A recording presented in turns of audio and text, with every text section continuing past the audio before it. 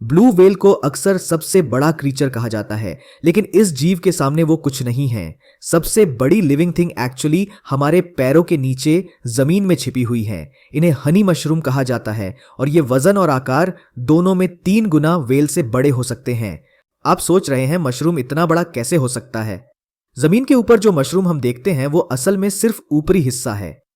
Mushroom का असली शरीर अंडरग्राउंड यानी जमीन के नीचे होता है। ये एक माइसेलियम नामक छोटे धागों का एक हिडन जंगल है। ये धागे सभी दिशाओं में फैलते हैं और मशरूम के प्रकार के आधार पर मिट्टी, सूखे पत्ते और यहां तक कि लकड़ी जैसी चीजों को खाते हैं। हनी मशरूम्स के धागे यानी टेंड्रिल्स बहुत जाड़े होते हैं, जिसे साइंस की भाषा में राइजोमॉर्फ्स कहते हैं। ये राइजोमॉर्फ्स यहां तक जीवित पेड़ों के लकड़ियों को भी इन्फेक्ट करते हैं और धीरे धीरे उनको मार डालते हैं। ऐसे लकड़ियों के तलाश में ये एकड़ पर एकड़ जमीन फैलते हैं। हालांकि ये जड़ों के धागे एक ही मशरूम के होते हैं। ये अंडरग्राउंड नेटवर्क बड़े पैमाने पर हो सकते हैं, जिसके कारण कुछ मशरूम दुनिया पर सबसे बड़ी लिविंग थिंग बन सकते हैं, व्हेल से भी बड़े।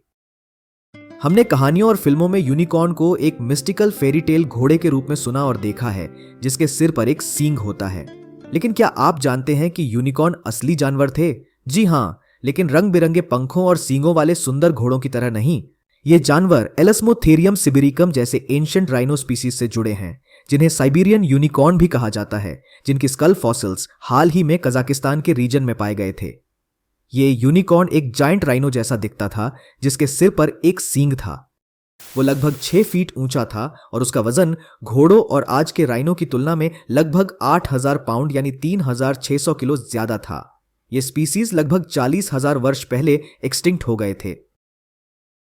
कुछ डॉक्टर और न्यूट्रिशनिस्ट कहते हैं कि आपको हर दिन 8 ग्लास पानी पीने की जरूरत है, जबकि दूसरे एक्सपर्ट्स कहते हैं कि सिर्फ तभी पानी पिएं जब आपको प्यास लगे। तो कौन सही है? हमारा शरीर प्यास के जरिए हमें बताता है कि हमें पानी की जरूरत है, लेकिन प्रॉब्लम यह है कि प्यास बहुत देर से लगती है, खासकर एक्सरसाइज करते समय या गर्मी के मौसम में। जब तक आपको प्यास लगती है तब तक आपका शरीर ऑलरेडी डिहाइड्रेट हो चुका होता है। यहां तक कि जब आप अपनी प्यास बुझाते हैं तब भी आपके शरीर को अंदर के मिसिंग वाटर को पूरी तरह से कैचअप करने में समय लगता है। इसलिए प्यास लगने का इंतजार करने के बजाय पूरे दिन पानी और दूसरे लिक्विड्स पीते रहना बेहतर है, भले ही आपको पीने का मन ना हो। हाथी कभी नहीं भूलते, ये मिथ नहीं बल्कि सच है। हाथी पृथ्वी पर सबसे लार्जेस्ट लैंड मैमल्स हैं और अपने विशाल आकार के साथ साथ उनमें पावरफुल मेमोरी भी होती है। उनके पास एक्सेलेंट प्रॉब्लम सॉल्विंग स्किल्स हैं और इसके साथ वो बेहद दयालु भी हैं। एक हाथी की याददाश्त उसके और कभी कभी उसके झुंड के सर्वाइवल के लिए बेहद महत्वपूर्ण मानी जाती है। 2015 में 60 हाथियों के एक झुंड को उत्तर पूर्वी भारत में टहलते हुए देखा गया था। झुंड थोड़ी देर में आगे निकल गया, लेकिन एक मादा हाथी खेत के कीचड़ भरे जगह में बेचैनी से घूमती दिख रही थी। लोगों ने देखा कि वो अपनी सूंड का उपयोग करके जमीन की खुदाई कर रही थी।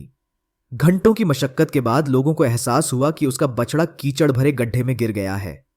मां हाथी सुबह से दोपहर तक खुदाई करती रही, जबकि उसका झुंड पहले ही उसे छोड़कर जा चुका था।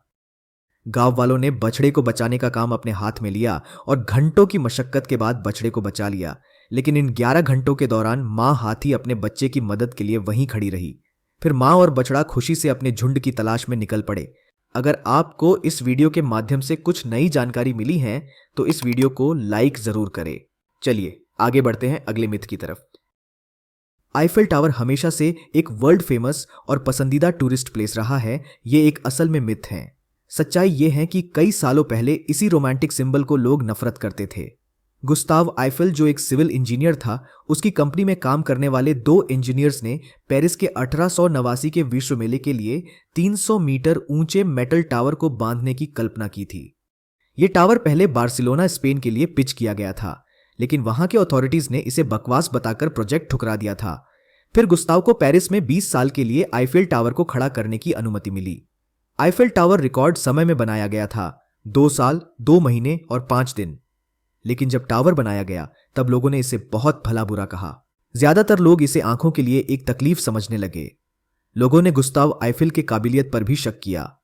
20 सालों बाद विश्व के सबसे बड़े स्ट्रक्चर को तोड़कर स्क्रैप में बेचने की भी सरकार की तैयारी थी। तब फ्रेंच आर्मी चीफ ने इसे कम्युनिकेशन टावर में कन्वर्ट करने का सुझाव दिया। इसी सुझाव के कारण यह टावर आज दुनिया का सबसे रोमांटिक प्लेस है। यही टावर वर्ल्ड वॉर 1 के दौरान फ्रांस आर्मी ने रेडियो कम्युनिकेशन के लिए इस्तेमाल किया था।